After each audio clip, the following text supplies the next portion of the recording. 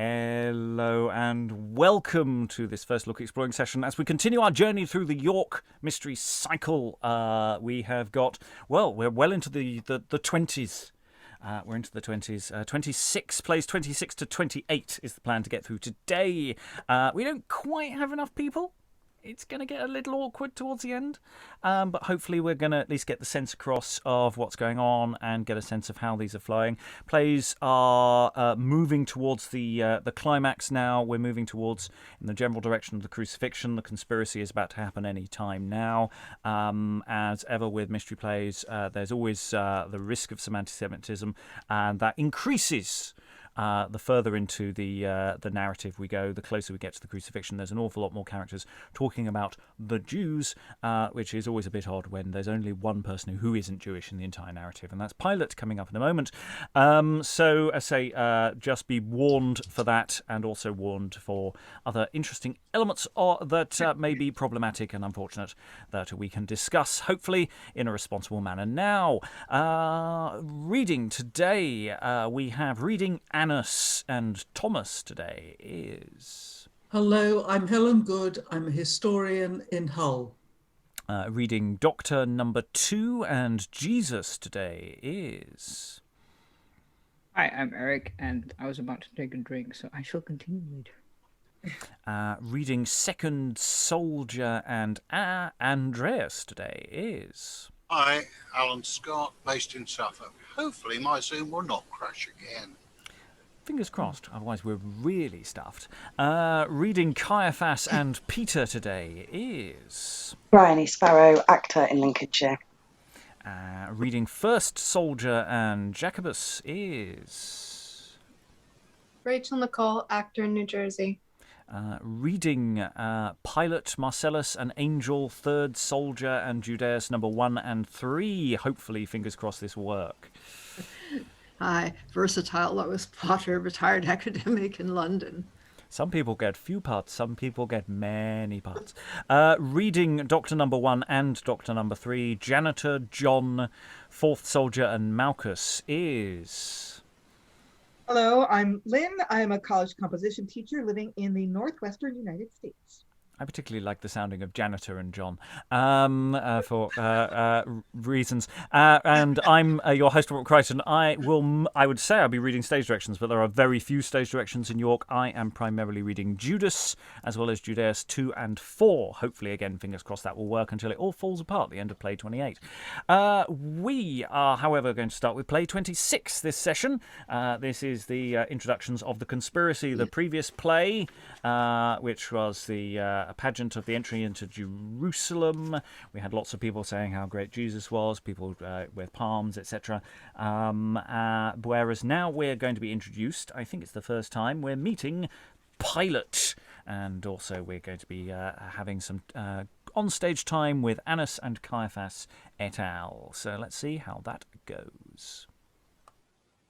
Under the royalist roy of rent and renown, now am I regent of rule this region in rest. Obey unto bidding, bud bishops me bound, and bold men that in battle make breast to breast.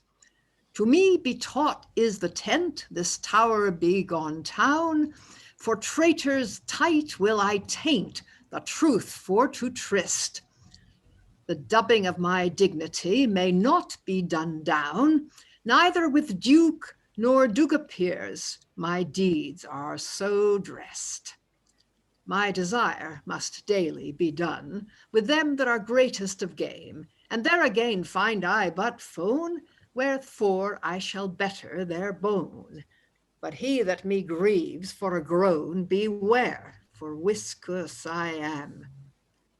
Upon's Pilate, of 3 parts, then is my proper name. I am a perilous prince to prove where I peer. Among the philosophers first, there fanged I my fame, wherefore I fell to affect I find not my fear. Ye shall full bitterly ban, that bide shall my blame. If all my blee be as bright as blossom on brier, for soon his life shall he lose, or left be for lame. that louts not to me lowly, nor list not to lair. And thus, sin we stand in our state as lords with all liking in land, do and let us weet if ye wot either, sirs, of bail or debate that needs for to be handled full hate, since all of your help hangs in my hand. Sir, and for to certify the sooth in your sight, as to you for our sovereign seemly we seek. Why, is there any mischief that musters his might, or malice through many men us musters to make? Yea, sir, there is a rank swain whose rule is not right, for through his rumour in this realm hath raised mickle rake. I hear well ye hate him, your hearts are unhight, and heeds if I help would his harms for to eke. But why are you barely thus brath? Base rowly and ray forth your reason. Till us, sir, his law is full loath. Beware that we wax not too wrath. Why, sir, to skift fro his scath, we seek for your succour this season. And if that wretch in our ward have wrought any wrong, since we are warned, we would wit and will ere we wend. But, an his saw be lawful, leg not too long, for we shall leave him if us list with luff here to lend. And if that false fater your furtherance may fang, then I feel well that our folk maun fail of a friend. Sir, the strength of his Stephen I still is so strange, but that he shortly be shent, he shape us to shend. For he kens folk him to call great God Son. Thus grieves us that groan, and says that he sittand shall be in high heaven, and there is his hall. And friends, if that force to him fall, it seems not ye shall him consume, but that himself is the same ye said should descend, your seed and you then all for to succour. Ah, soft, sir, and cease. For of Christ, when he comes, no kin shall be kenned, but of this caitiff kinridden, we know the increase. He likens him to be like God. I last stand to lend, to lift up the laby, to lose or release. His masteries should move you, your mood for to amend. Nay, for swilk miss from malice we may naught us miss. For he says he shall deem us that dote, and that till us is dane or despite. To annoy him now is your note, but yet the law lies in my lot. And if ye will wit, sir, ye wot, that he is well worthy to wit. For in our temple he is taught by times mo than 10, where tables full of treasure lay to tell and to try of our chief money changers. But, cursedly to ken, he cast them over that caitiff, and counted not thereby. Lo, sir, this is a perjury to prent under pen. Wherefore make ye that apposita, we pray you, to ply. How mean ye? Sir, to mort him for moving of men. Then should we make him to mourn but through your mastery. Let be, sirs, and move that no more. But what in your temple betide? We there, sir, he scalped out of score that stately stood selling to their store. Then felt he them fault before, and made the cause well to be kide. But what taught he that time, swilk tales as thou tells? Sir, that our temple is the tower of his throned sire, and thus to praise in that place our prophets compels, till him that has poste of prince and of empire. And they make Dominus Domini that de land there dwells, the den of the Derfens, and oft that they desire. Lo, is he not a madman that for your mead mells? Since ye imagine amiss that mackles to mire, your rancour is rackened full raw. Nay, nay, sir, we rulers but right. Forsooth, you are over cruel to gnaw. Why, sir, for he would lose our law. Heartily we him hate as we awe. And thereto should ye maintain our might. For why, upon our Sabbath day, the sick makes he save, and will naught cease for our sores to sink so in sin. Sir, he covers all that comes recoverance to crave, but in a short continuous that kens all our kin. But he holds naught our holy days, hard hat might him have, and therefore hanged be he, and that by the house. Ah, ho, sir, now, and hold in. For though ye gang thus greedy him guiltless to grave, withouten ground ye gains naught swilk grief to begin. And look your legging be leal, without any trifles to tell. For certain our sores dare we seal. And then may we profit our peal. Sir, but his faults were fell. We meant naught of him for to mell, for he perverts our people that proves his preaching, and for that point ye should press his postate to pair. Yeah, sir, and also that caitiff he calls him our king, and for that cause our commons are cased in care. And if so be, that board to bail will him bring, and make him boldly to ban the bones that him bear. For why, that wretch for our wrath shall not ring, or there be wrought on him rack.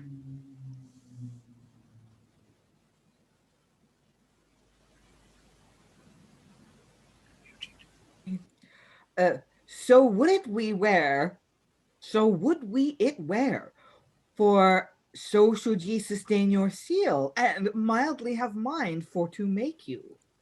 Well, wit ye, this work shall be well, for kenned shall that knave be to knell. And so that our force he may feel, all same for the same we beseech you. And we're just going to pause there because we're effectively going to slightly shift the scene in a moment. So this is pageant wagon playing.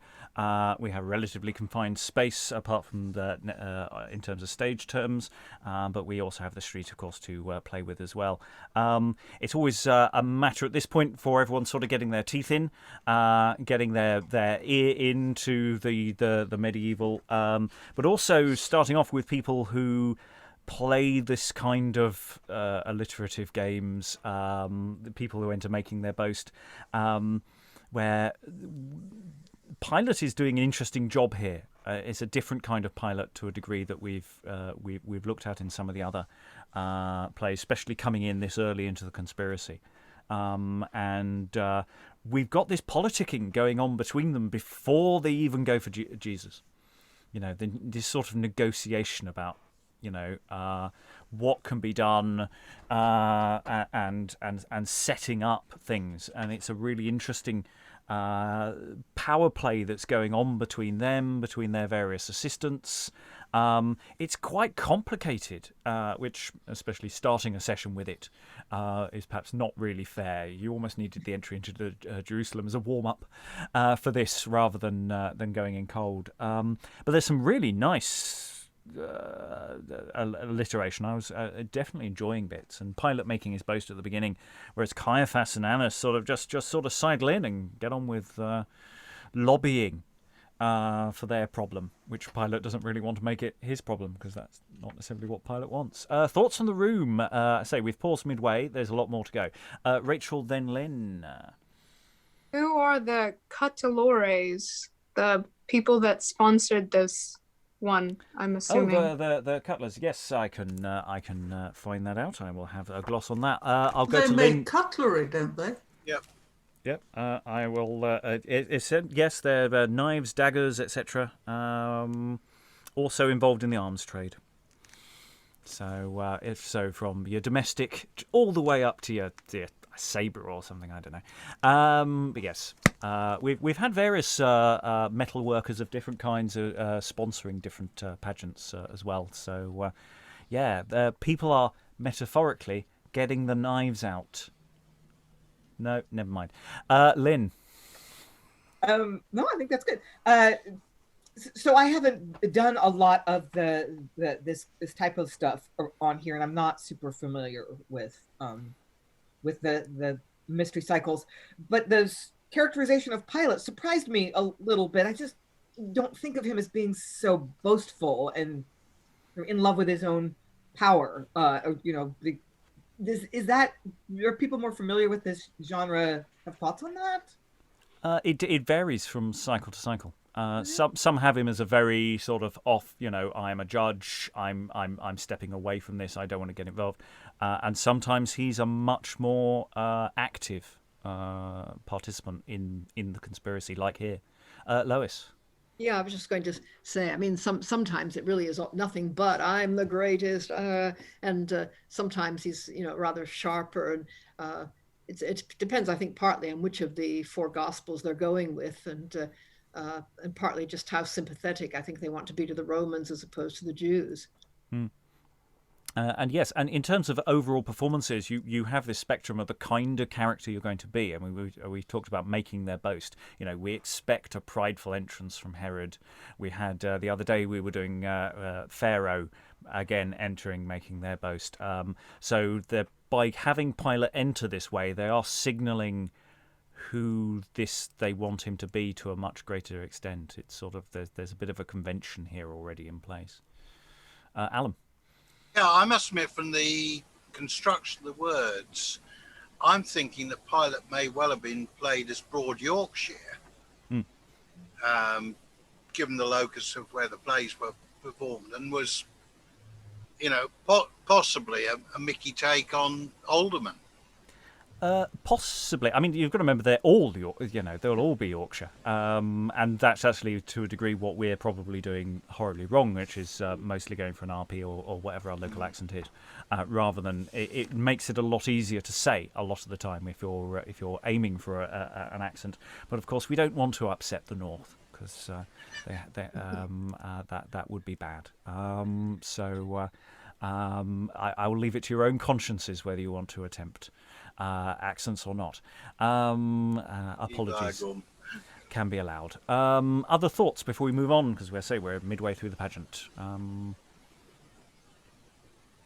Okay, we will move on then. As we've had this set up, everyone's making their case against Jesus. We're shifting focus now to Judas, who I'm reading. So this should be fun. Ingenti pro injuria him Jesus, that Jew, unjust unto me, Judas, I judge to be laith. For at our supper as we sat, sith sooth to pursue, with Simon leprous full soon, my skiff come to scath, till him there bought one boist my bale for to brew, that vainly to his bare feet to bow was full breath. She anoints them with an ointment that noble was anew, but for that work that she wrought I wax wonder wroth. And this to discover was my skill, for of this his pains purser was I. And what that me taught was until that 10th part that stale I steal. But now for me wants of my will, that bargain with bale shall he buy. That same ointment, I said, might same have been sold for silver pennies in a sum 300th and fine, have been departed to poor men as plain pity would, but for the poor ne their part priked me no pain, for me tained for to 10th part the truth for to behold, that 30 pence of 300 so tight I should tine. And for I miss this money, I mourn on this mould. Wherefore to mischief this master of mine, and therefore fast forth will I flit the princes of priests until, and sell him full soon ere that I sit, for 30 pence in a knot knit. The skates full well shall he wit, that of my wreath wreak me I will. Do open, porter, the port of this proud place, that I may pass to your princes to prove for your prow. Go hence, thou glorand geldling. God give thee ill grace. Thy glifting is so grimly, thou gars my heart grow. Good sir, be toward this time, and tarry not my trace, for I have tithens to tell. Yea, some treason I trow. For I fell by a figure in your false face. It is but folly to fest affection in you. For Mars he hath mortised his mark after all lines of my lore, and says you are wicked of work, and both a strange thief and a stark. Sir, thus at my beard and ye bark, it seems it shall sit you full sore. Say, beetle-browed Brebor, why blows thou such boast? Full false in thy face in faith I can find. Thou art cumbered in cursedness and cares to this cost. To mar men of might hast thou marked in thy mind. Sir, I mean of no malice, but mirth move I must. Say, unhanged harlot, I hold thee unhanged. Thou look'st like a Lurden his life-laud has lost. Woe shall I work thee away, but thou wend. Good sir, take tent to my talking this tide, for tithen's full true can I tell. Say, brother, I bid thee abide. Thou chatterest like a churl that can chide. Yea, sir, but an the truth should be tried, of mirth are there matters I mell, for through my deeds your dug peers through deer may be drawn. What deem'st thou till our dukes that dole should be dight? Nay, sir, so said I naught. If I be called to council, the cause shall be known among that comely company to clerk and to knight. Bid me hear, butcher, or more blore be blown. I shall busk to the bank where banners are bright, and say unto our sovereign, or seed more be sown, that swilky a siege as thyself sows to their sight. My lord, now of wit that is well, I come for a case to be kid. Speak on, and spare not thy spell. Yeah, and if us misstirty mel, since you bear of beauty the bell, blithely shall we bow as ye bid. Sir, without this abating their hoves, as I hope, a hive help full of ire, for hasty he is. What comes he for? I ken him not, but he is clad in a cope. He cares with a keen face, uncomely to kiss. Go get him, that his grief we grathly may grope, so no open language be going amiss. Come on, belave to my lord, and if thee list to leap, but utter so thy language that thou let not their bliss. That, lord, sirs, that sustain your seal, that flower is of fortune and fame. Welcome, thy words are but well. Say, hast thou, knave, can thou not knell? Lo, here may man fault in you fell. Let be, sir, your scorning for shame. But be sure be not abased to bide at the bar. Before you, sirs, to be brought about have I been, and alway for your worship. Say, what thou anywhere? Of work, sir, that have reaved you, I wot what I mean. But I would make a merchandise your mischief to mar. And may you so. Else made I such mysteries to move. Then kens thou of some cumbrance our charge for to cheer? For cousin, thou art cruel. My cause, sir, is keen, for if you will bargain or buy, Jesus this time will I sell you.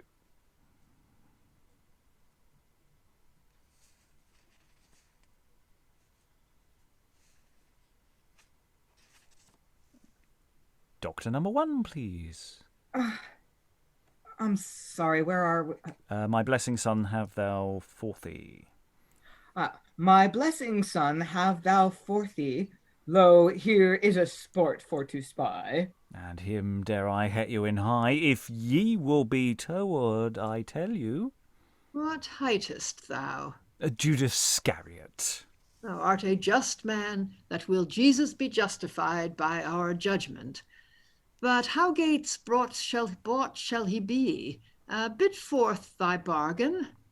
But for a little beating to bear fro this bent. What shall we pay? Sir, 30 pence and plate, no more than.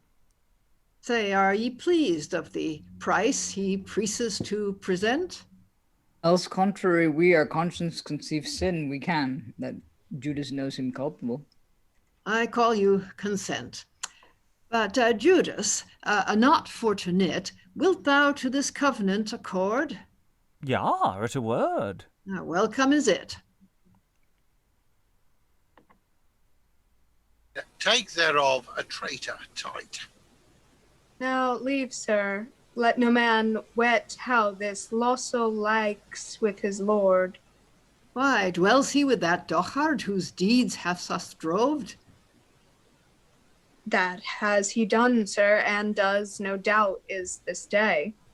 Then would we know why this knave thus cursedly contrived. Inquire him sin ye can best ken if he contrary. Say, man, to sell thy master, what miss hath he moved? For of as mickle money he made me delay. Of you as I receive shall but right be reproved. I read not that ye reckon us, our rule so to ray, for that the false fiend shall thee fang. When he shall want of a rast. To whom work we witandly rang? Kill him, but ye hastily hang. Your language we lay out to lang, but Judas we truly thee trust, for truly thou hast learned us that losel clutch of or of land through alert that Lurden may leap.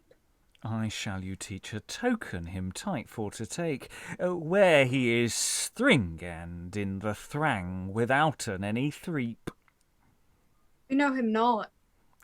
Take keep then that caitiff to catch, the whilk that I kiss. That comes well with thee, Corius, I cleep. But yet, to warn us wisely, always must be watch. When thou shalt wend forthwith, we shall walk a wild heap, and therefore busy now. Busy look now thou be. Yes, yes, a space shall I spy us as soon as the sun is set, as ye see. Go forth for a traitor are ye. Yea, and a wicked man.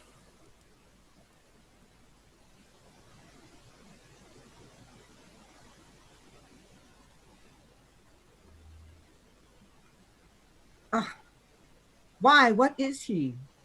A losel, sir, but late lute should lie us. He is trapped full of train the truth for to trust. I hold it but folly his faith for to trow. Abide in my blessing, and let your breast, for it is best for our boat and bale for to bow. And, Judas, for our profit, we pray thee be pressed. Yet had I naught a penny to purvey for my prow. Thou shalt have deliverance, believe at thy list, so that thou shalt have liking our lordship to love. And therefore, Judas, mend thou thy moan, and take there thy silver all same. Ya, now is my great grief overgone. Belike then. Yes, let me alone, for tight shall that taint be done, and thereto jocund and jolly I am. Judas, to hold thy behest, behen for our hap, and of us help and uphold we hate thee for to have. I shall reckon you his corpse in care for to clap. And more comfort in this case we covet not to crave. For we may reach that Rachael's his ribs shall we wrap and make that roy, or we rest for running to wrath. Nay, sirs, all if ye scourge him, ye spend not his shape. For if the sote be sackless, us sits him to save.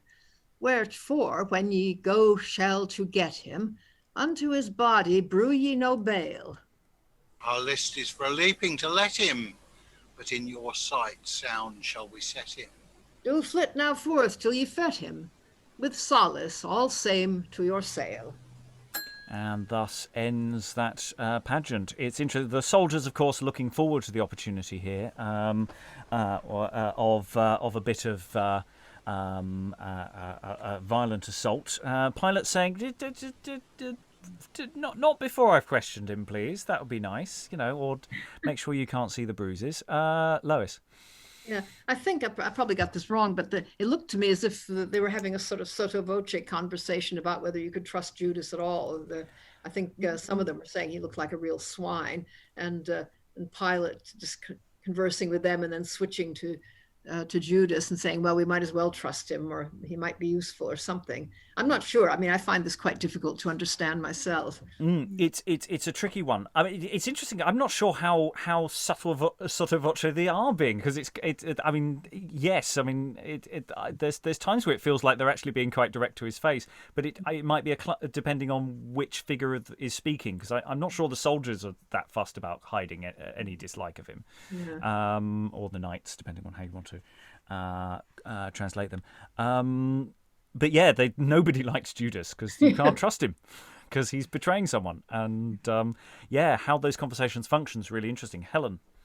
Yeah, I very much got the impression that the soldiers, that Pilate thought he was possibly useful, but the soldiers thought he was absolutely despicable.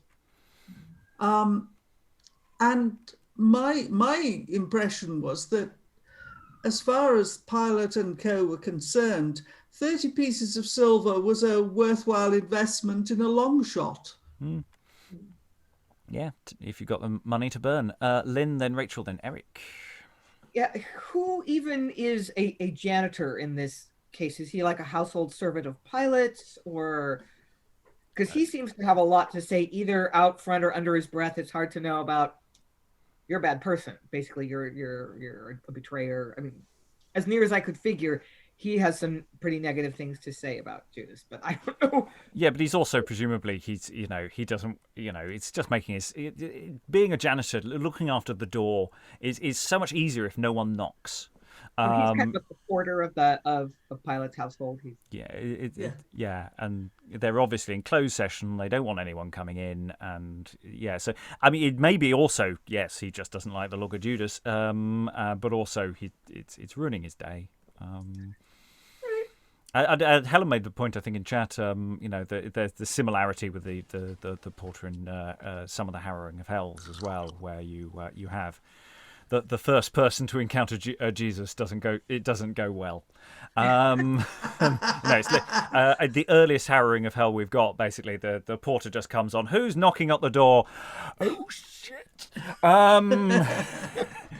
Yeah. Bam! Doors blown in. Rachael, then Eric. No, how that you have kind of like two scenes here, like. What is it like we were talking about one time when how French scenes are numbered? It's when somebody enters in, and Judas coming in kind of divides this scene into two parts. I think there's some parallels here between bringing up Jesus throwing over the moneylender's things, and then that he's being sold out in exchange for money, and they're kind of recreating that scene in the temple for us here with more. Only now it's not, lending money for, buying a home or buying food or something, but selling a person.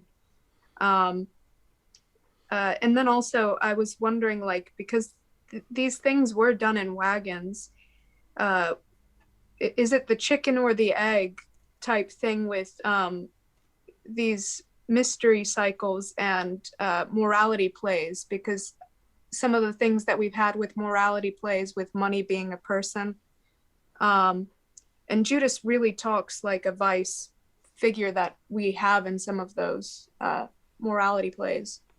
Yeah, they're on a continuum, so they'll be feeding into each other. We've got plenty of stuff going on at the same time. We can probably assume that Judas is entering from the street. That's my feeling here. Is that you've got the established scene on the wagon, and then the janitor is guarding the entrance, just because the wagons are not huge. The amount of space that you've got here, and it makes sense that if Judas is effectively entering from street level, the janitor's at the edge of the cart or something like that, that may be a way of staging it. That's not an absolute, by the way, but there is an interesting question about how you use the street level as opposed to how you use the pageant wagon. So there may be options there. Eric, then Lois. I was gonna say that it's interesting how Judas is way more shady in this one compared to the other ones that we've done. I mean, it's just like in the other ones he has like a not a moral backbone, but like sort of he offers up an ideology, sort of like Jesus is wasting his time with Mary Magdalene and and buying aromatics and that kind of stuff. Whereas here he's kind of like, I just want to betray him because he's like not giving me money. Is that what? Well, it's the what's made clear here is that Judas is continually embezzling funds. That he takes 10% of anything that's coming in through the ministry's coffers. So the ointment there is he could have sold it for 300. Therefore, he would be able to take 30. So, and hence that's the logic there for the 30 pieces of silver that's coming up, which is an interesting extrapolation. I don't know where that actually comes from. And you're right. There's a bit more of an extension and a slightly different spin to what Judas is doing here. Though I don't know how fundamentally different it is, but there is a different spin, which I like there. Lois. Yeah, I think. I mean, I've seen that explanation in, I think, other plays, but I don't know who started it. It must be some commentary on the Bible that somebody worked out that the 30, that he asks for 30 because it's 10% of 300. And I think he does say in the passage where the woman anoints him that could have been sold for 300 and the money given to the poor. So someone had sort of connected the two, which is very interesting. I take it that Judas is made up to look really hideous, unless they just got a hideous actor. And I was wondering about all these people on the pageant wagon. I mean, do they really need all these doctors and soldiers, or are they down in the street too? Well, I mean, it's not an excessive number on it's not like we've got 4 soldiers, and it's not like, we do have that third doctor randomly speaking. And I sometimes wonder whether the numbers of how many doctors and soldiers in this kind of thing fluctuates depending on whether, Jimmy would like a part. Give him half of Doctor One, that'll be fine. Because they're not differentiated characters in that way, and so it's a good question about how that's functioning and how that works. The answer to which, of course, is we don't know. So yeah, how many people are on the cart? How is the cart constructed? What is the set? They can be quite complex structures, so there might be a sort of slightly different layers and levels to where different people are on it. So there could be all sorts of elements. Lynn, then Helen. Well, I was just struck by how many bodies are on stage. I'm sort of echoing Helen. In contrast to the professional theater where you have to pay everyone who has a line, this isn't really very economical in those terms. But the other thing I wonder is, like, what would the effect have been? I mean, we can talk about the reasons, but that's all conjectural. But you would have a different effect with lots of people in on the conspiracy than just Pilate and Annas and Caiaphas. That would look different, like when it looks like there are more people in on it. I mean, if we compare it with End Town, which this room by and large has also read, which is a totally different staging concept, where you have Caiaphas and Annas sort of wandering back and forth, and they're surrounded by followers. I mean, this is actually relatively economical in the terms of the number of people, the number of doctors and hangers-on that they've got, whereas I think they had a good 4 each, I think, in End Town, plus a few additional hangers-on. But they didn't go to Pilate at this stage in the conspiracy in End Town, or in fact most of the others. I don't think they generally involve Pilate at this stage. So I don't know if that's unique to this one, because we haven't got to Townley yet, and I can't remember. I don't recall it in Chester or End Town. Helen. Yeah, I was thinking back to the late conference that this company performed at. I think Professor Twycross, at some point said that there had been an experiment to see how many bodies could get on a pageant wagon, and it was an extraordinarily large number. And they did, not just holding their breath in, but what it meant was that the play that we're just about to do, The Last Supper, which had previously been assumed to be you have to only have only the principals on the wagon. But in fact, they said, no, you can fit a whole Last Supper Well, onto a pageant wagon. But it's the question of the difference between dynamic action and presented action. So, the advantage with the Last Supper is everybody's, by and large, the majority of the people are stationary. So you can place them in position, and that's fine. If you have anyone moving, then the amount of you have to add to any human body an extra couple of feet either side, because everybody effectively has a sort of force field around them, which they, because nobody stands like that in real life. But also the presentational style. If it is a relatively tableau based, then again you can fit more bodies on stage. There's no reason for the doctors, those additional doctors, to move. You could put them up stage and they just throw lines across. Annas and Caiaphas and Pilate to some degree are possibly stationary. The janitor, Judas, and maybe the soldiers move about a bit. So that gives you more room for manoeuvre on a relatively tight space. Rachael, and then we'll move on to the next pageant, I think. No, I was going to say that Judas refers to Jesus as a Jew, which is, I think, pretty different from the way he's referred to as, that othering of him is usually like removed and glossed over. And also, I feel like you could stage this scene where they're sitting and it is that moneylender type thing. And also, my question is who are the Baxters that come up for the next one? Oh, that's bakers. Important bread supply, vittlers, etc.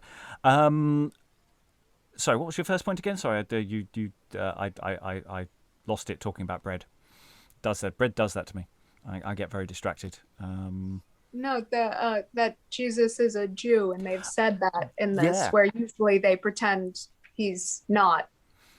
Yeah, but it's odd the way that Judas says that Jew in that way as well. It's something because it's usually the other way round, and so it's still maybe feeding into something odd. I don't fully know how to unpack that, but it's still a kind of othering in the sense.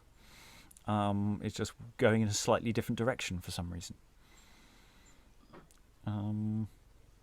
Anyway, let us dive into some bread-sponsored products. So it's the Last Supper. There's some breaking of bread going on. So this is presumably quite important. Nice bit of logic there. I'm hoping that there will be an active advert. There have been active adverts in other mystery plays, but not so far in York. There's I think there's an Adam and Eve. Is it the Norwich one where you practically have a greengrocer saying, "Buy our product." Apples are available here. So let's see if York falls into that logic. So in with the bakers and the Last Supper, play 27. Peace be both be day and night till this house and till all that is here. Here will I hold as I have hight the feast of Pasch with friends in fear. Master, we have arrayed full right service that seems for your supper. Our lamb is roast and ready dight, as Moses' law will lily lair. That is, ilk a man that has people in his own postay shall roast the lamb at past him and his many. Meister, the custom well we know, that with our elders ever has been, how ilk a man with his many ore to roast a lamb and eat it clean. I thank you soothly of your soul, for ye say as yourself has seen. Therefore array you all on roll, myself shall part it you between. Wherefore I will that ye eat thereof ever ilk one. Eat the remnant parted shall be to the poor that purveys none. Of Moses' laws here make I an end in some party, but not in all. My commandment shall otherwise be kenned with them that men shall craftily call. But the lamb of Pasch shall that here is spend, whilk Jews uses great and small, ever forward now I defend for Christ's folk whatso before. In that stead shall be set a new law us between, but who thereof shall eat behoves to be washed clean. For that new law whoso shall dare in heart them must be clean and chaste. Marcel, mine own disciple dear, do us have water here in haste. Master, it is already here, and here a towel clean to taste. Comes forth with me, all in fear. My words shall not be wrought in waste. Set your feet forth, let's see. They shall be washen soon. Ah, Lord, with thy leave, of thee that deed shall naught be done. I shall never make my members meet of my sovereign service to see. Peter, but if thou let me wash thy feet, thou getst no part in bliss with me. Ah, mercy, Lord and Master sweet, out of that bliss that I naught be. Wash on, my Lord, to all be wheat, both heed and hand beseech I thee. Peter, thou wottest not yet what this work will mean. Hereafter shalt thou wit, and so shall ye all bedien. Oh, and does some washing of feet. Your lord and master ye me call, and so I am, O wealth wield. Here have I kneeled unto you all to wash your feet as ye have feeled. Ensample of me take ye shall, ever for to ye in youth and eld, to be buxom in bower and hole, ilk one for to bead in another beld. For all if ye be true, and leal of love ilk one, ye shall find other I knew, to grieve when I am gone. Now sin our master says he shall wend, and will not tell us whither. Whilke of us shall be principal? Let us look now whilst we dwell together. I woe to your will, both great and small, and your high hearts I hear them hither. To whilk of you such fare should fall, that might ye carp when ye come thither, where it so should betide of such matters to mell. But first behoves you bide faindings full fierce and fell. Here shall I set you for to see this young child for ensample's seer. Both meek and mild of heart is he, and full of malice merry of cheer. So meek and mild, but if ye be. And unfortunately there we are missing a page in the manuscript, so jump forward in time, Jesus. Other parts of the ritual of the Last Supper may or may not have been occurred in the absence. So we've had some foot washing. Are we going to have missed all the rest of the exciting action? Quod facis fac Citius, that thou shalt do soon. Alas, so Wilson White is as we, was never in world walking in weed. Our master says his own many has betrayed him to sinful seed.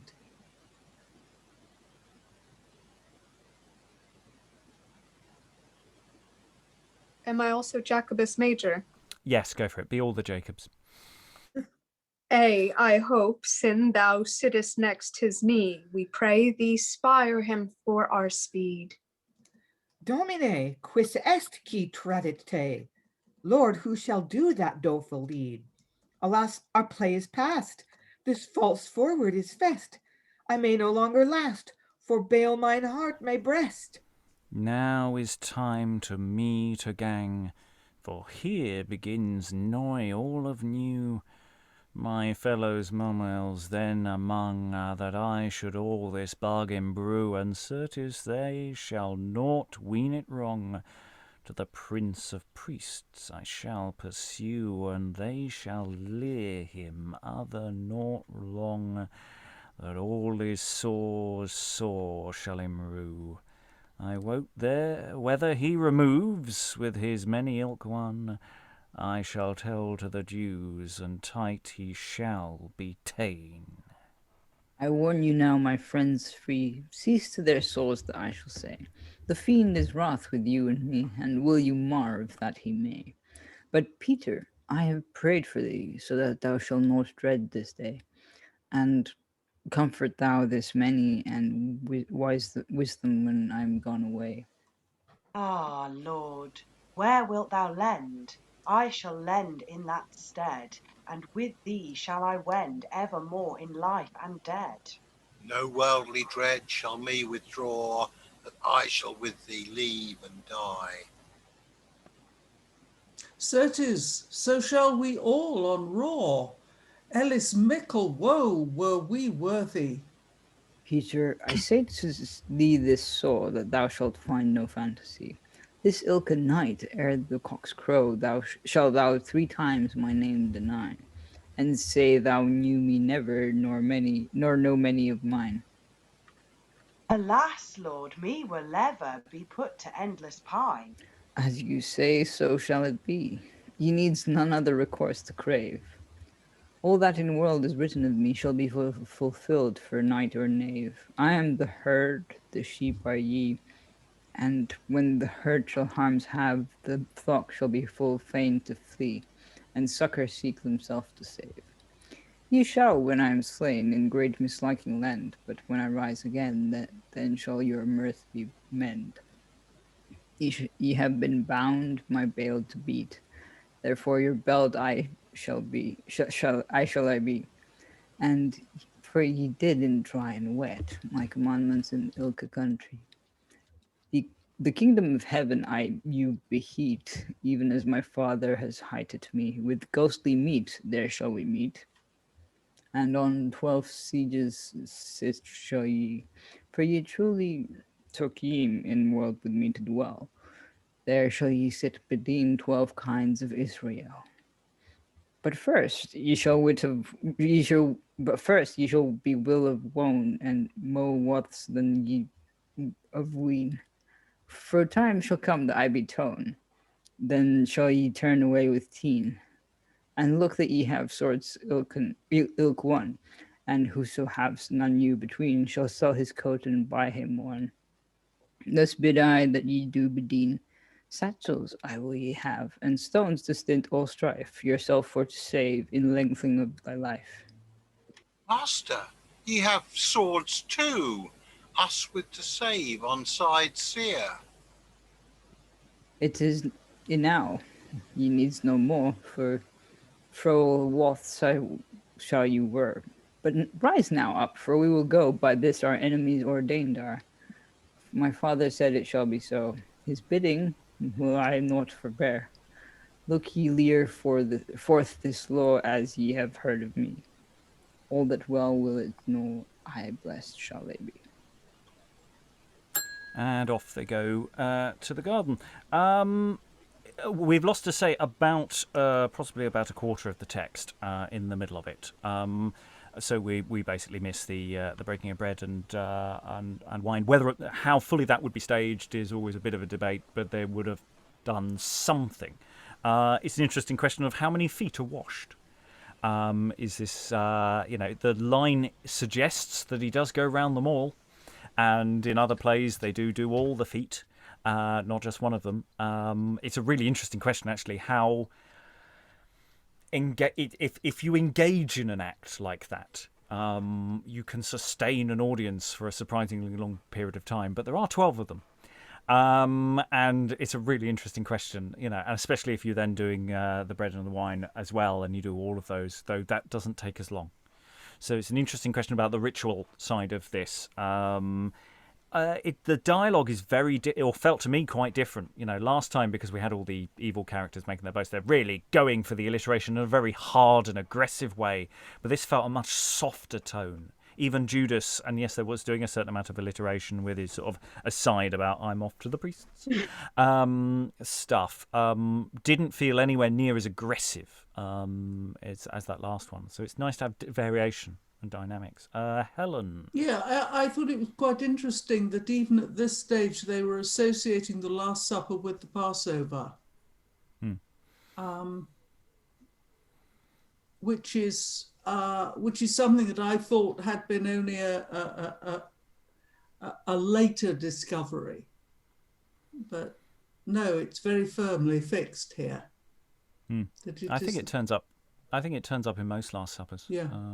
As explicitly saying that this is a slightly we're going from literal lamb to metaphorical lamb.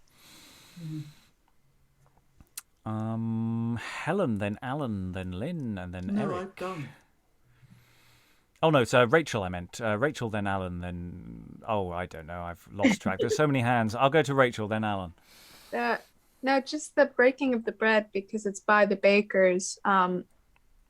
It gives them a unique advertising opportunity to, maybe it's a bit of an expense, but to hand out some bread to people during this watching, to keep them entertained and to keep them, if there's competing plays around them, to get people to come to theirs opposed to other people's. So you could have that long sequence of feet washing, and then towards the end, when they're handing out bread on stage, there's people around just handing out bread in the audience. And there's also all that well will it gnaw, which sounds like, gnawing on some bread. Enjoy the bread. Enjoy the bread. We don't have the text, so for all we know, they go into a song and dance about how wonderful bread is. I doubt it. This is a really important religious ritual, and it's a really interesting question about how far you actually perform it, of which I'm never wholly sure how far they go. Alan. Yeah, I must admit, on that point, I would think they're more likely to have vendors standing round the edge of the audience area selling bread rather than giving it away.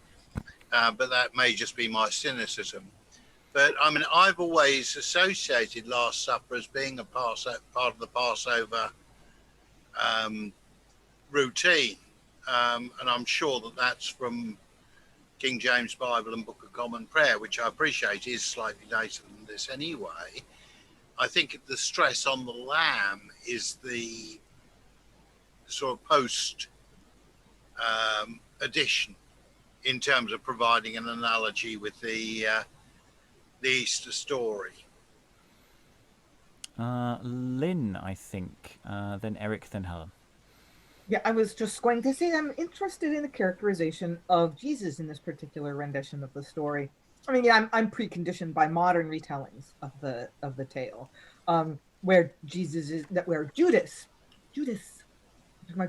is portrayed as more internally conflicted, and he's more of an ambiguous character. He's like kind of a rotter in this one. I mean, Rob, you were playing that sort of as an aside that about like I'm gonna go turn him in, which I think that must be right.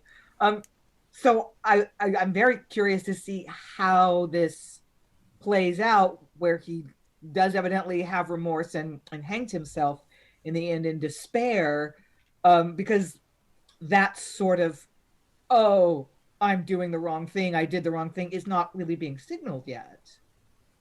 If that makes sense. Eric. I was just going to say that there's a lot of rhyme in this, as you may have noticed, and a lot of sort of alliteration, again, that ends up being sort of tongue-twisty, kind of. But it also has the result of it sort of bouncing along quite quickly.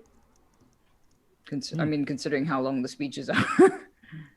Well, I mean, it's not a desperately long text, even with the guesstimate as to how many lines are missing.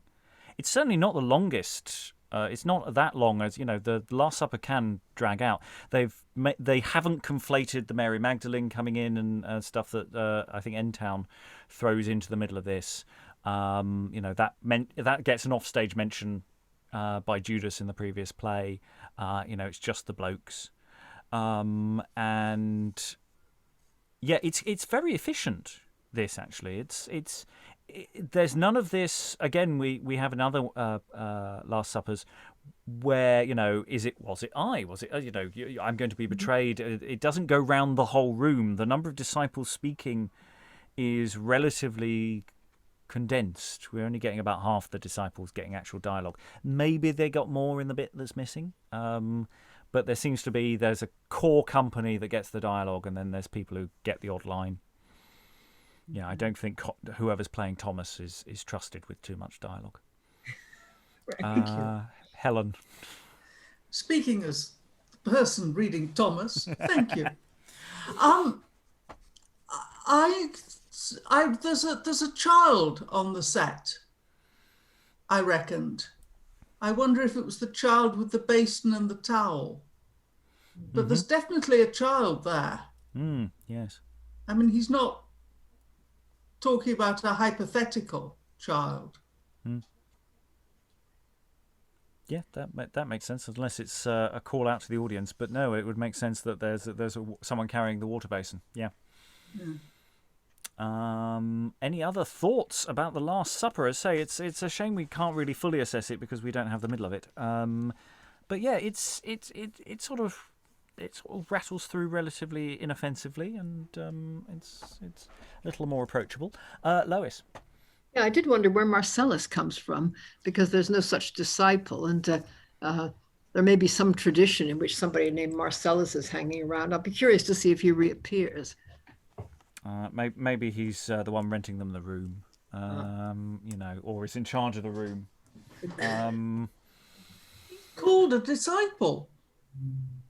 Well, everybody's a disciple when you're in the room. It's like, if you're near Jesus, you're a disciple. That's, he's not an apostle. Yeah, they were. Oh, I know. gee. I know. Never mind. I'm being mind. facetious. I will have a little look to see if there's anything on that.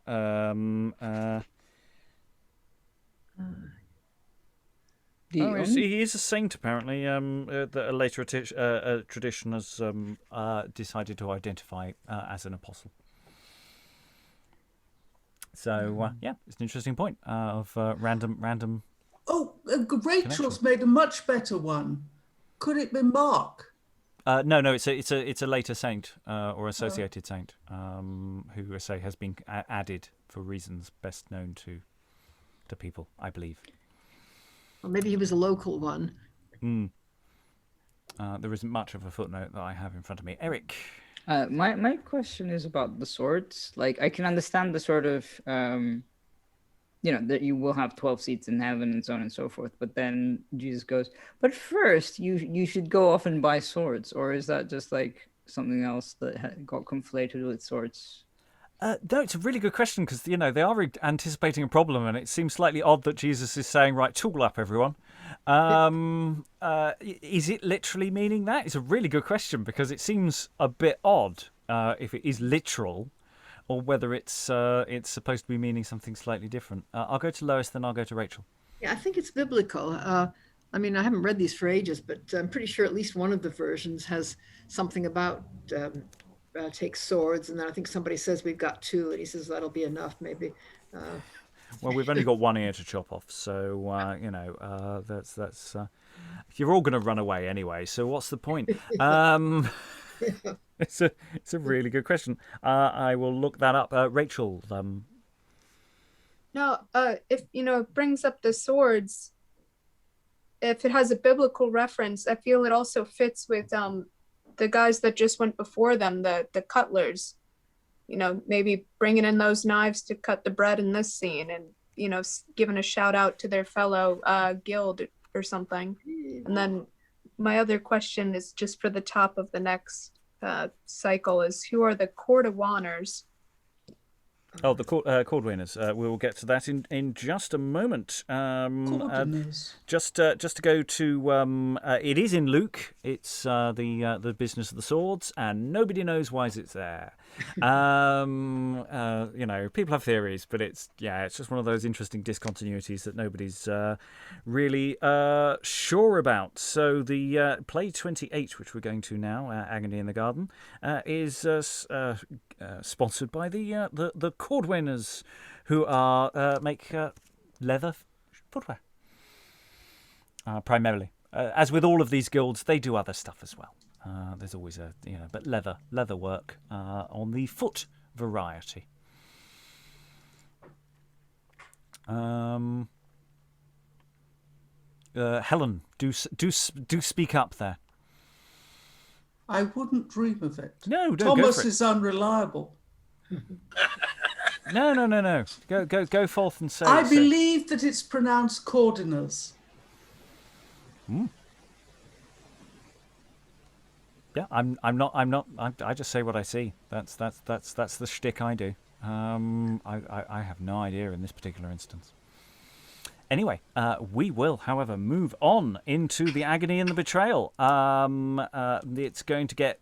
It starts off, I think, okay with the doubling, and then the doubling will fall apart later on. But I'll pause before it falls apart, so you know when it's about to fall apart.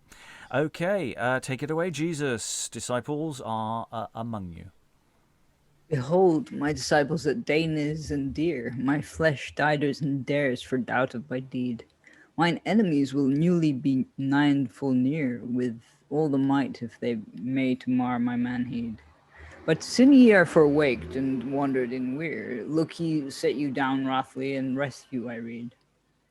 Be is not heavy in your hearts, but hold you even here, and bides me astound still in this same steed.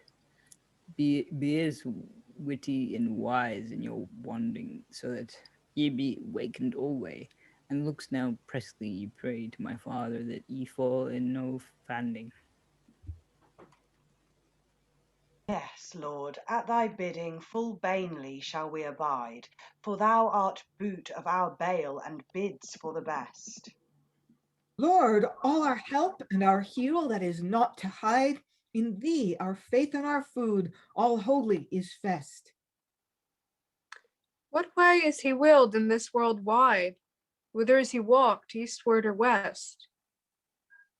Yea, sirs, I shall say you, sits us down on every ilka side, and let us now wrathfully here take our rest.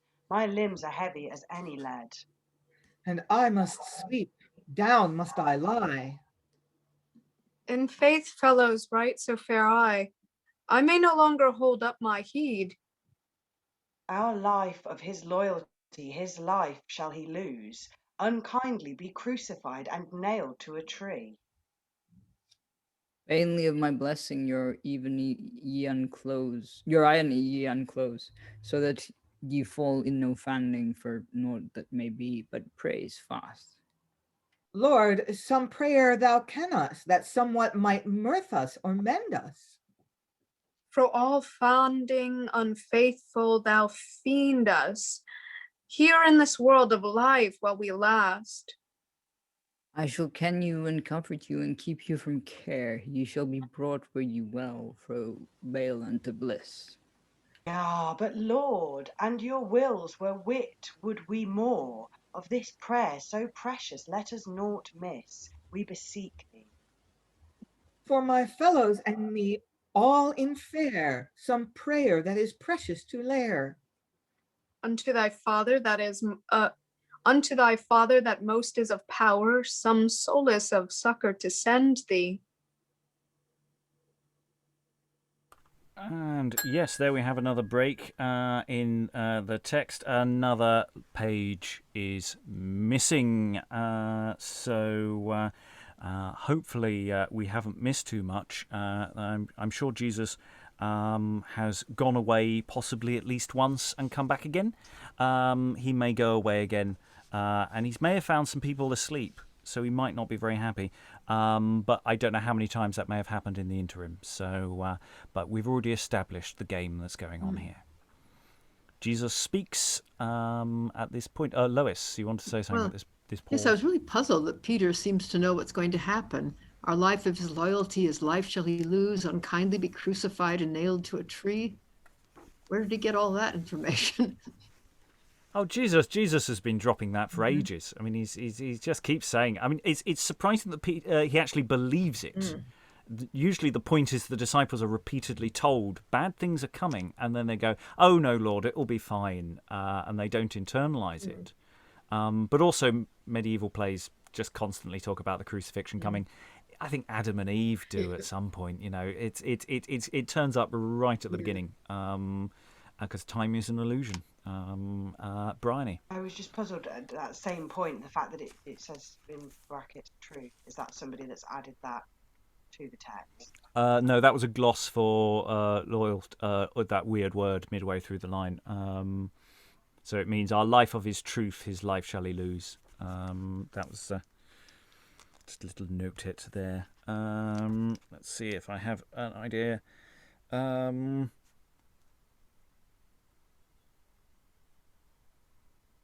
Oh, yes, it may be that we're missing a little prayer that Jesus is going to have taught the disciples there. So maybe that's what we miss, and actually we don't miss too much because they're talking about teach us a prayer, Lord. So looks like we missed that, which is a shame because I don't think that turns up anywhere else. So that would have been quite useful. Anyway, I think we're joining Jesus during one of his agonies, having left some disciples behind. I could be wrong, or he's midway through talking to them. One of the two. We'll find out in a moment. Jesus, take it away. The news that me maid has, it needs not to neven, for all wot you full well what ways I have went. Instaure me in strength with a still Stephen. I pray thee entirely thou take intent, thou mengst my manhead with mode.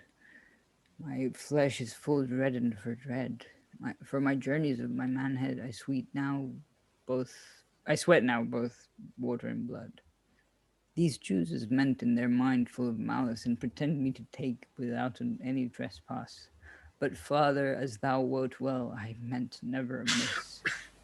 In word nor in work, I never worthy was.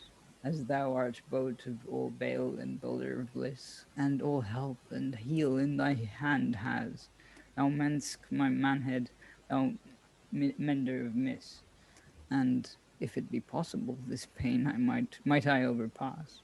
And Father, if thou see it may not, be it worthily wrought, even at thine own will, evermore both mildly and still with worship alway be it wrought. Unto my disciples will I go again, kindly to comfort them that are catched in care. What, are ye fallen on sleep now of every ilk one, and the passion of me in mind has no more? What, will ye leave me thus lightly, and let me alone in sorrow and in sighing that settle is full sore? To whom may I move me and make now my moan? I would that ye awakened and your will wore. Do Peter sit up now, let's see. Thou art strongly stead in this tower. Might thou not the space of an hour have waked now mildly with me? Yes, Lord, with your leave now will we lay, full warily to where you throw all wanding. He is wakened and prays fast all in fear, to my Father that ye fall in no fanding. For evil spirits is nigh and full near, that will you tarry at this time with his tempting. And I will wend there I was without any weir, but bides me here banely in my blessing.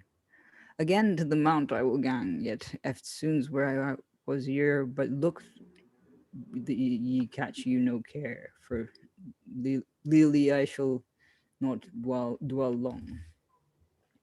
Thou, Father, that all has formed with food for to fill, I felt by my furdness my flesh would full fain be turned fro this tournament and taken thee until, for mazed is manhead in mode and in main.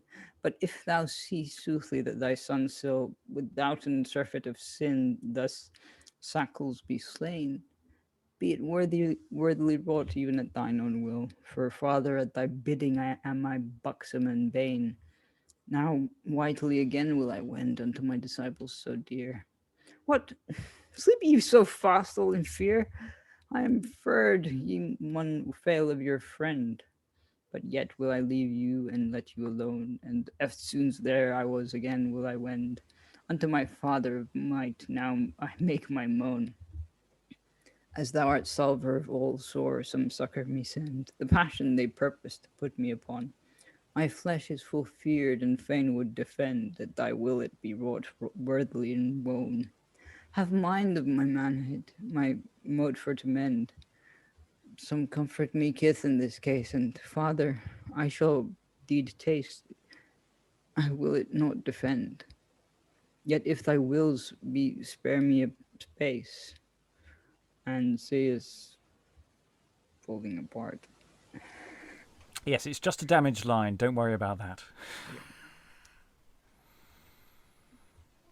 At the end, unto the Maker unmade, that most is of might, be loving eye lasted in light that is lent. Thy Father that in heaven is most, he upon height, by sorrows for to sober, to thee he has me sent. For deeds that man done has, thy death shall be dight, and thou with torments be tolled. But take now intent, thy bale shall be for the best. Through that man's miss shall be mend. Then shall thou, without an any end, reign in thy royalty, full of rest. Now if my flesh furred be, Father, I am fain that mine anguish and my noise are near at an end. Unto my disciples I go will I again, kindly to comfort them that mazed is in their mind. Do sleep ye now safely, and I shall you sing. Wakens up whitely, and let us hence wend. For as tithes mun I be taken with treason and with train. My flesh is full feared, and fain would defend. Full durfly my deed shall be dight, and soon as I am ta'en, then ye shall forsake me ilk one, and never say ye never saw me with sight.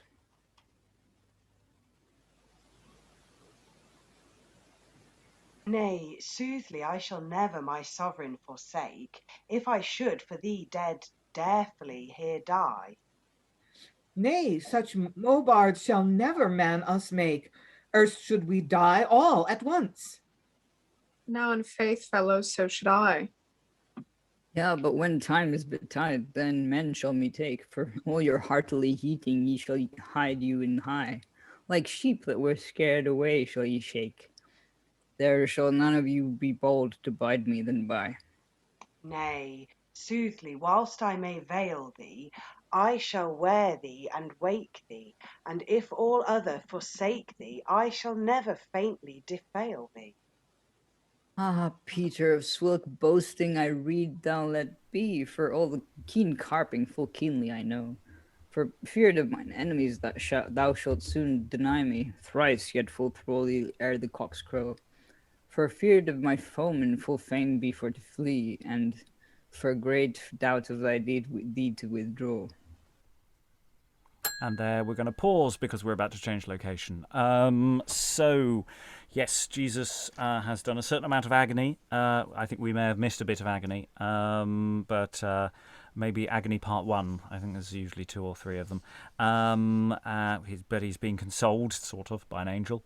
And he's got to tell Peter that, yeah, you're not as brave as you think you are, mate. You're not going to be as brave as you think you are. And, yeah...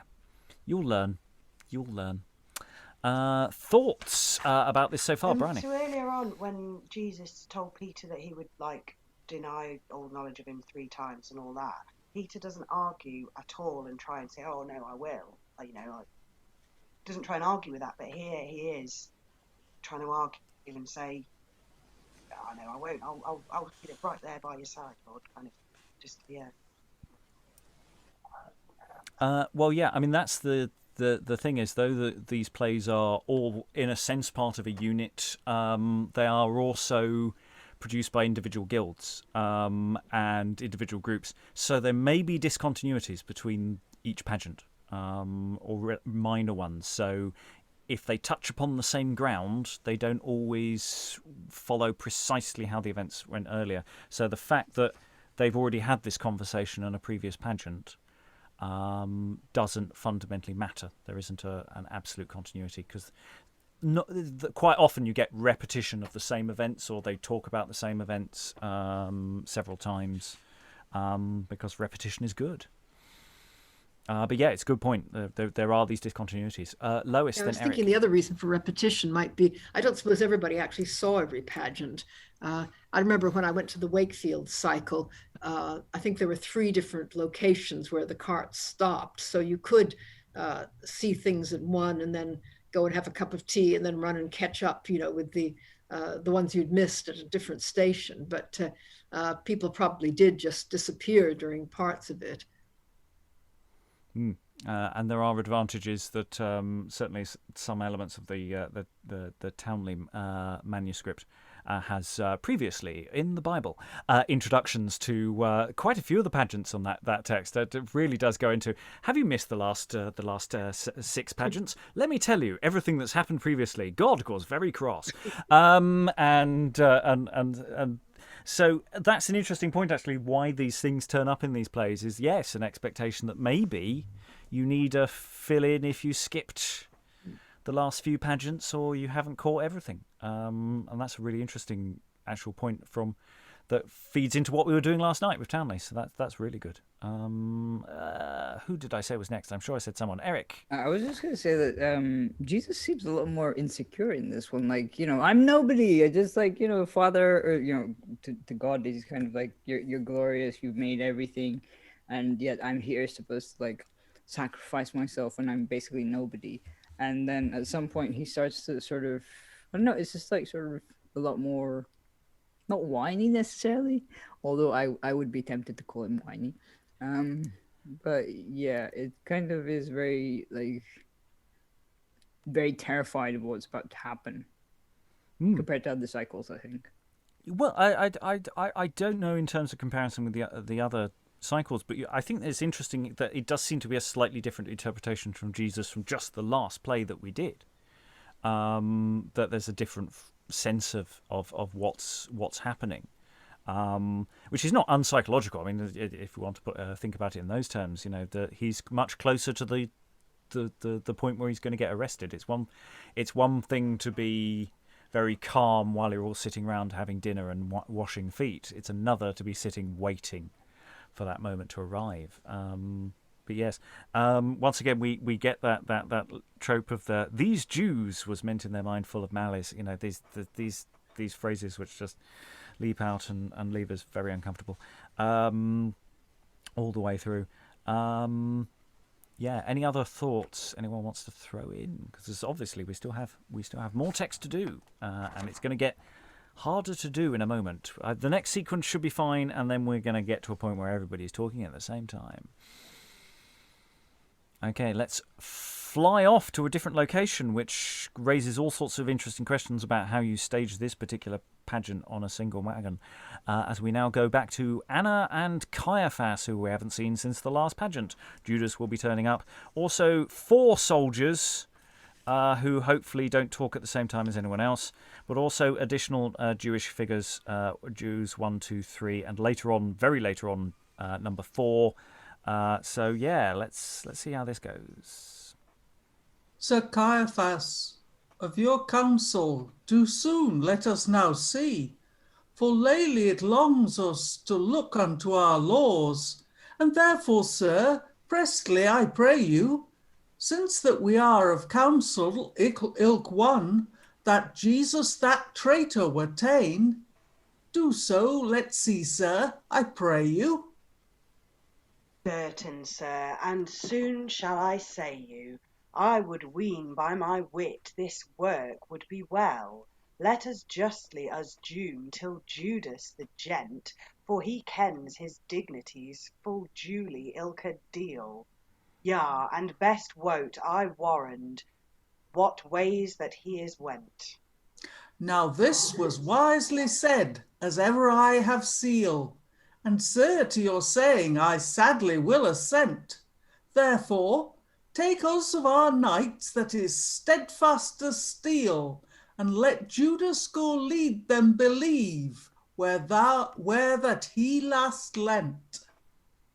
Full well, sir. Now, Judas, dear neighbour, draw near us. Lo, Judas, thus in mind have we meant, to take Jesus is our intent, for thou must lead us and leer us. Sirs, I shall wish you the way, even at your own will, but look that ye have many mighty men, that is both strong and sterrand, and stead him stone still.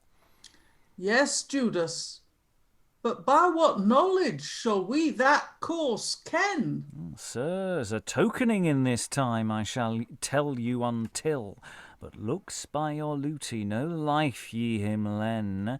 What man some I kiss, that course shall ye kill, and also beware that he will not away.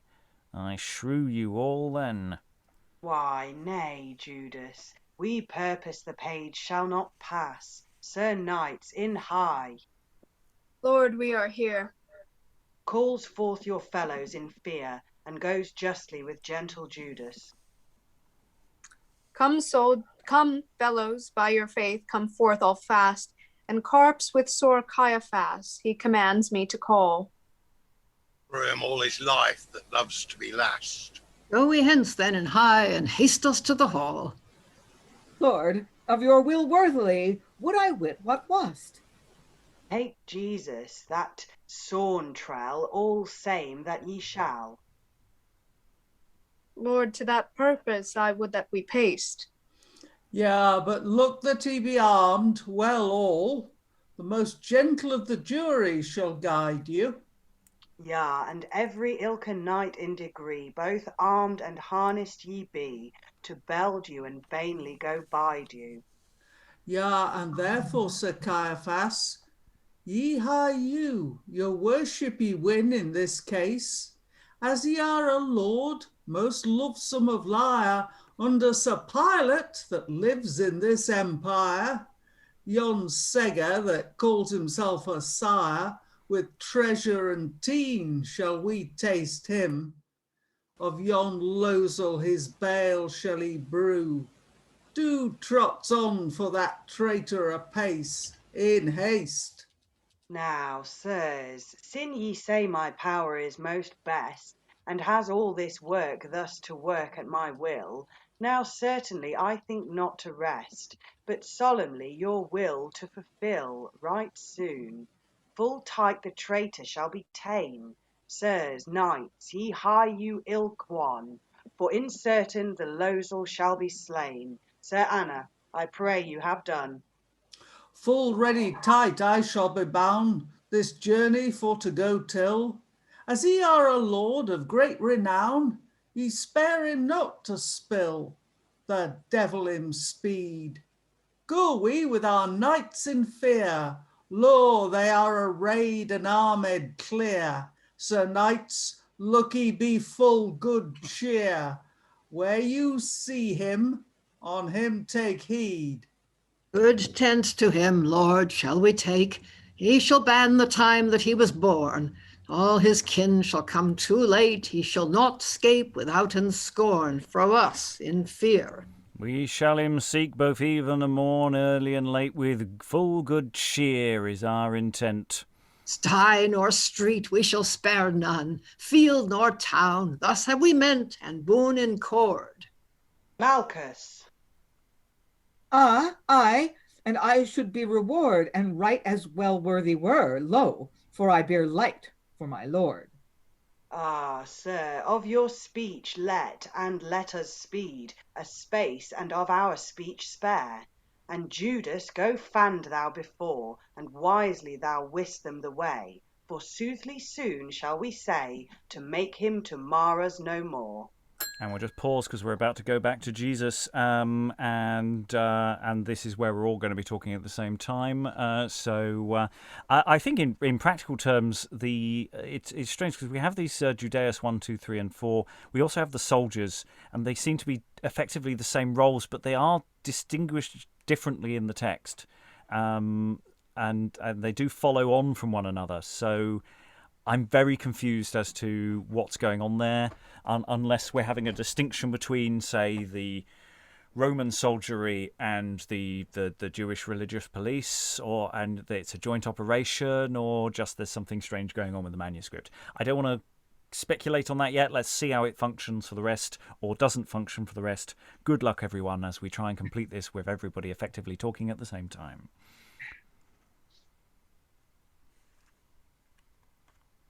Over to Jesus. Now will this be our ninth full year that shall certify all the sooth that I have said. Go, fetch forth the freak for his forfeit. All hail, master in faith, and fellows all in fear, with great gracious greeting on ground be ye grade. I would ask you a kiss, master, and your wills were, for all my love and my liking is wholly upon you laid. Full heartily Judas habit even here, for with this kissing is man's son betrayed.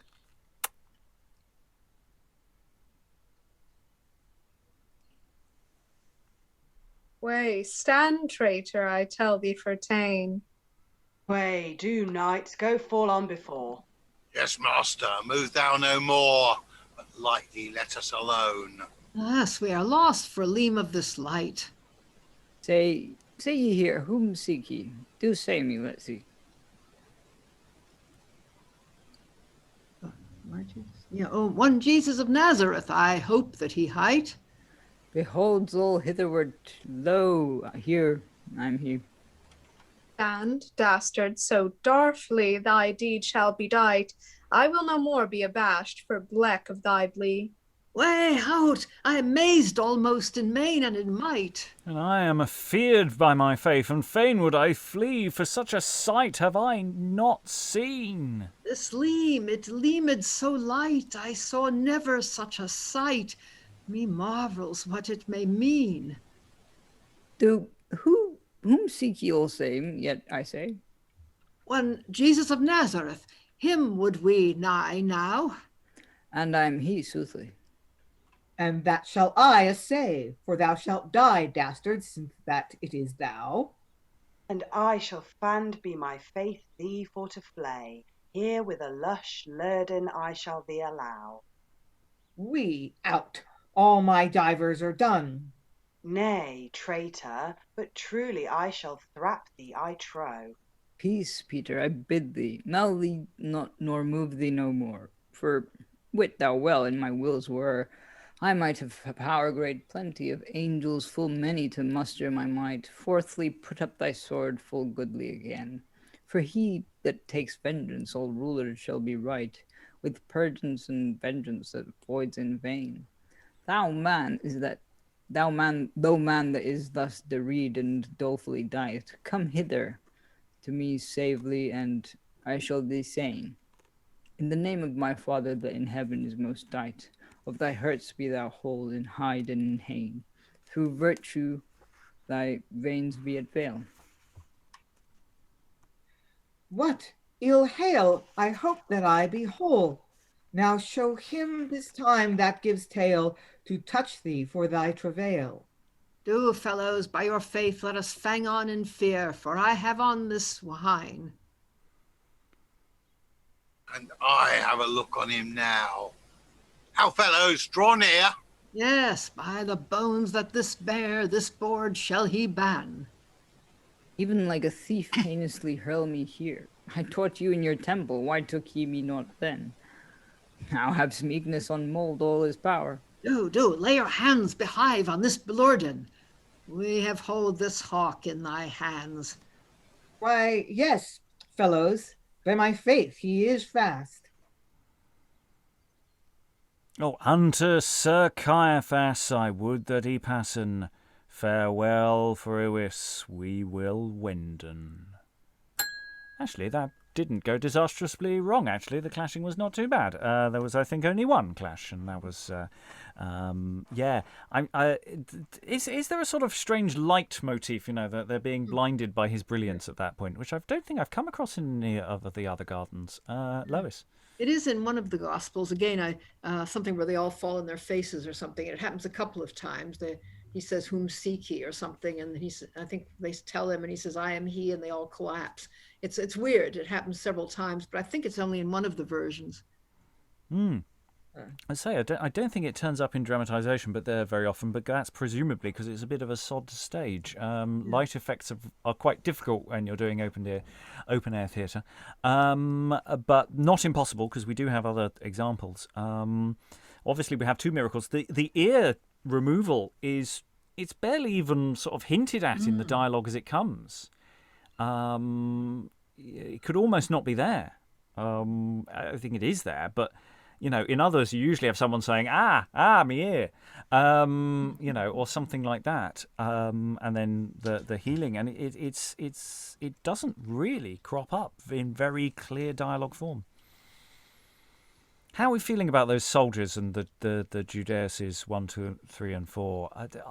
They seem like they could be the same people, but just something's gone wrong there. I don't know. Any thoughts from the room? Are they distinctly different people or not? Rachael? I feel like you could remove at least one of those from each group like instead of, what is there, 4 soldiers or 3 soldiers, you could remove one. You could remove one of, from Judeus 1, 2, and 3 too, and combine their lines with somebody else's.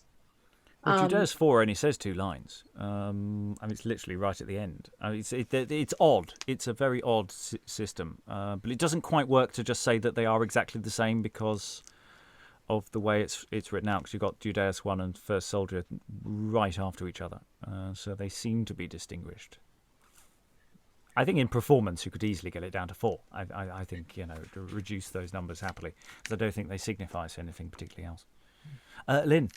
Yeah, it does feel a little like the school play where everybody has to have a line.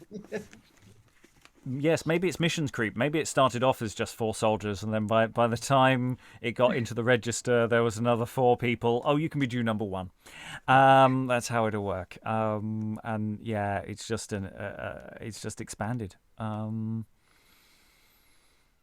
yeah, other thoughts, Eric, and then Alan.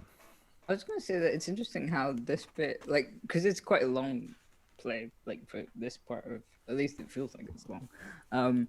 It's interesting how it cuts back and forth, like a sort of, not a TV special, but sort of, now we're at this location and then we cut back to this location and then we cut back to the other one. Yeah, you're right. And considering on the relative paucity of space that you've got on stage, it's interesting that it's trying this kind of effect. It feels like Caiaphas and Jesus has to freeze frame, while Caiaphas and Annas do their bit or something. Because Jesus really shouldn't go anywhere because he's waiting. So it's but there might be room for there effectively to be a split stage set up on some level, that there's a space that works for. I don't know, but it's a really good question. Alan. Yeah, I was just thinking in terms of this sort of multiplication of small roles that we're getting here. We had some exchanges in the chat over the fact that it quite possibly actually cost the participants. They would have to make a financial contribution, to make an appearance. So I wonder whether part of the logic in the proliferation of roles is, if we get an extra 4 bodies in, that's an extra few bob we can put in the coffers. I don't know if it was specifically for participants or whether it was just the guild generally, so it might not have made any difference. I could be wrong on that point, precisely how the money functioned. It might have been a more general levy within the guild itself. Or it could be personal kudos. I've been on the council for X years. I need to be on stage. Yeah. Lois. Yeah, I wonder if it's something to do with the whole visual effect of the thing. I mean, if they're trying to out-impress the other pageants, then having lots of people in really nice costumes decorating the stage might make an impression. Mm. And again, we have this slight discontinuity of action here, because of course Annas and Caiaphas talking to Judas, it's like the conversation we had in the previous plays haven't happened, because they're sort of recapping. They're not. It's not so much that there's an active discontinuity, but there is a sort of sense that they're retreading stuff that I don't know why I'm telling you this, but quality to it, and again that they're interesting. Judas again seems to be. It felt to me that he was. There's a continuity bit with Judas of stepping into that sense of quite heavy alliteration with some of his dialogue again, in a way that I'm not sure the rest of this pageant is doing. Whether they're actually going, right, no, that's how Judas speaks. Can we make it match a bit? Alan.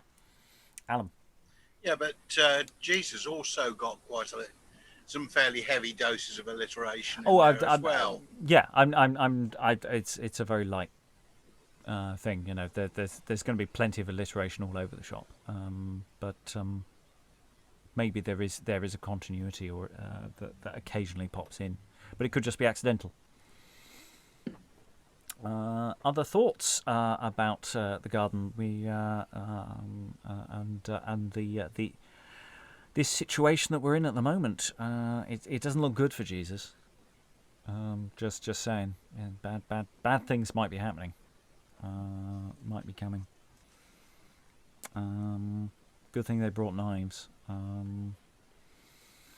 Otherwise, the whole ear thing wouldn't have happened. You know. Helen. It is a particular type of play where you must assume that absolutely everybody watching is utterly familiar with the plot. I mean, it's different. It's a different type of play where you're pretty sure that you're not going to surprise anybody, except, of course, by the excellence of your playing.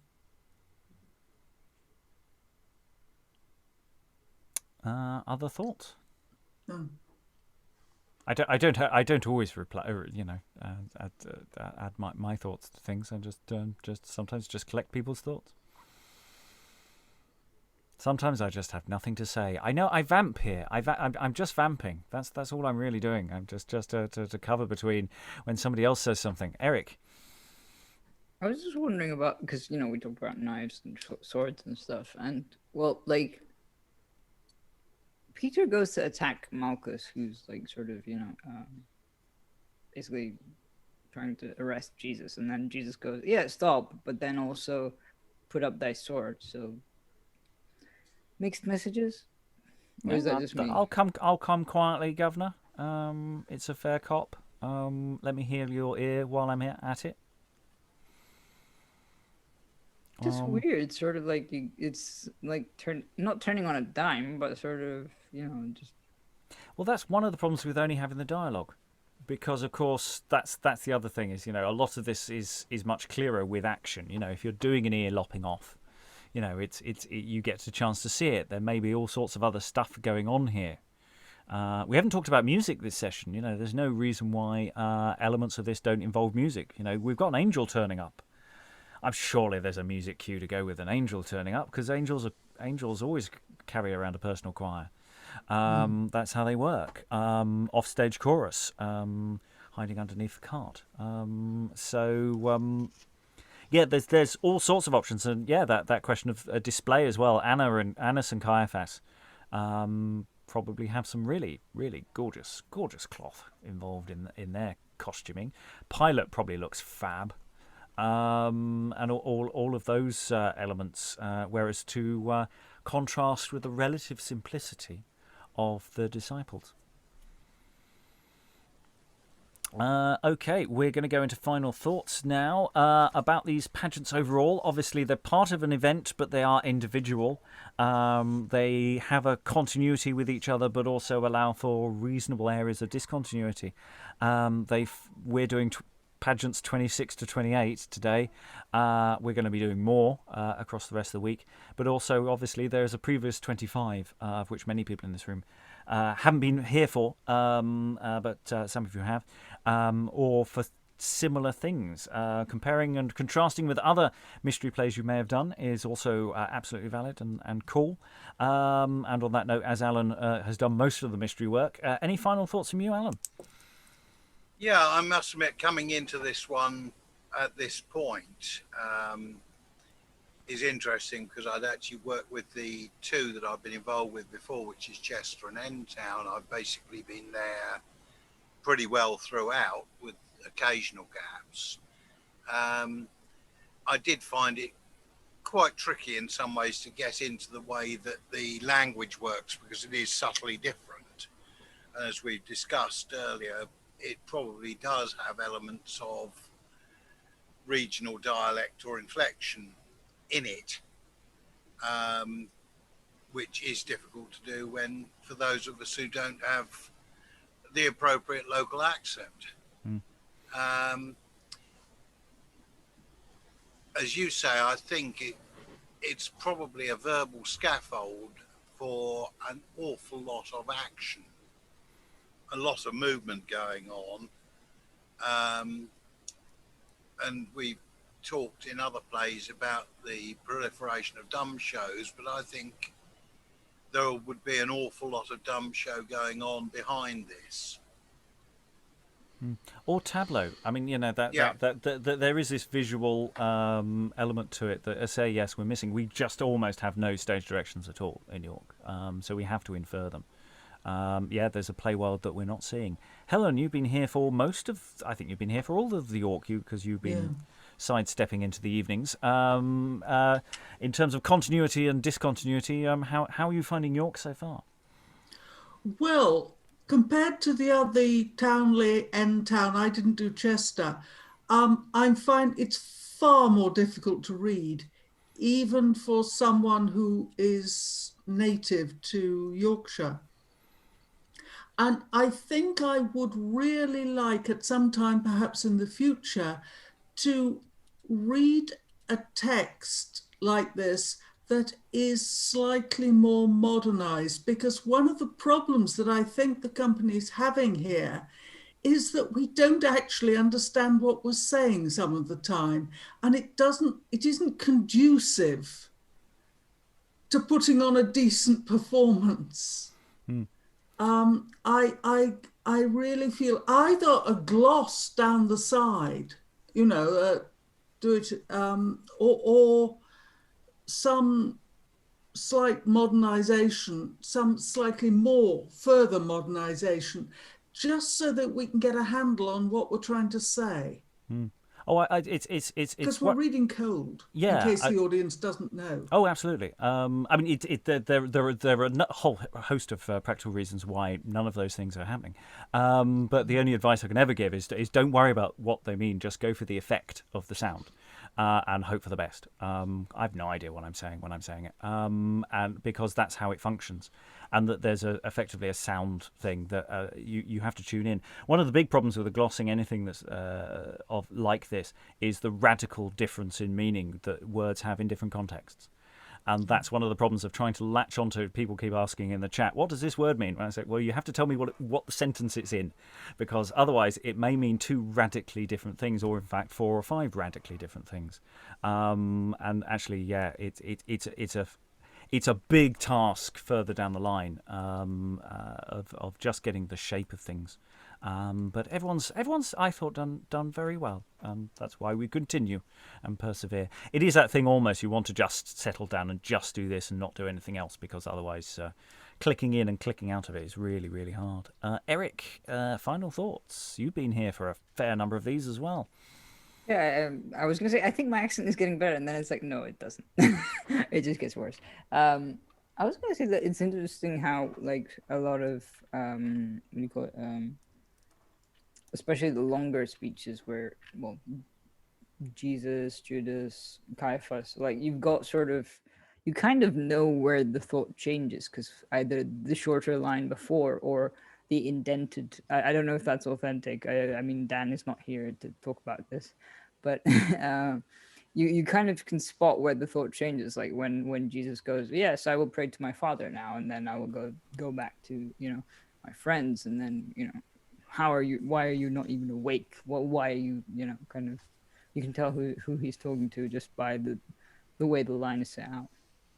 Oh, absolutely. Often with this kind of text, the stanza is where, this stanza is saying this thing, next stanza is saying something else, and that actually the structure of how it's laid out is actually how the verse is laid out is quite important. It gets disguised a lot when it's in the midst of dialogue with other people, and it gets more complex. But if you're making a long speech, yes, those marks are really, really helpful. Briony,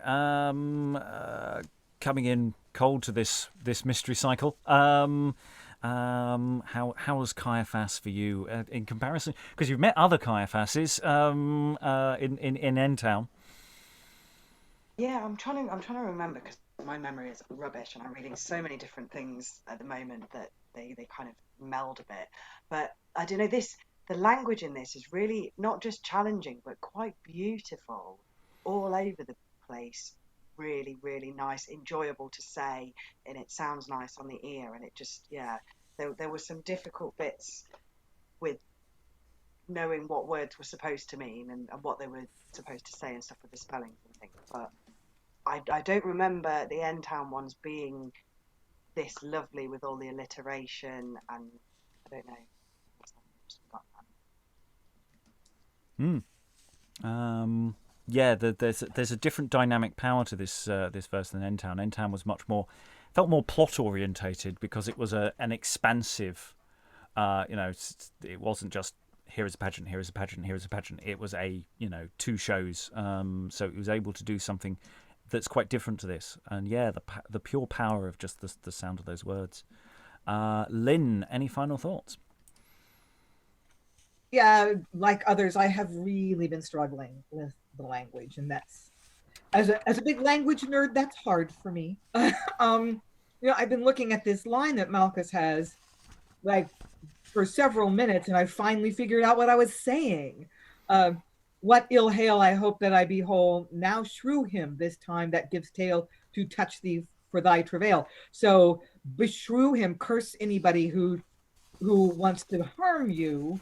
But I had no idea that's what I was saying at the time. And I'm like, okay, I guess I'm saying that my ear is back, and oh, wow, that's amazing.